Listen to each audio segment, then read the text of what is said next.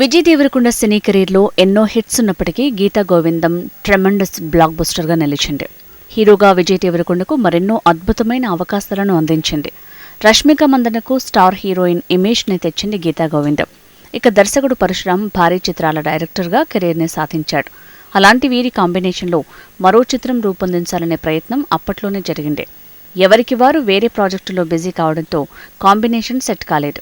Vijay Devarakonda pan India స్టార్గా entry ఇచ్చిన Liger movie disaster కావడంతో కెరీర్ మసకబారింది. జనగణమన చిత్ర నిర్మాణం ఆగిపోయింది.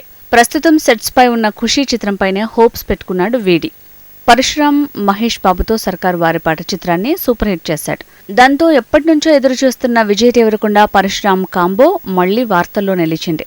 ప్రముఖ నిర్మాత దిల్రాజు తన శ్రీ వెంకటేశ్వర క్రియేషన్స్ బ్యానర్లో ఈ కాంబినేషన్ను సెట్ చేశారు.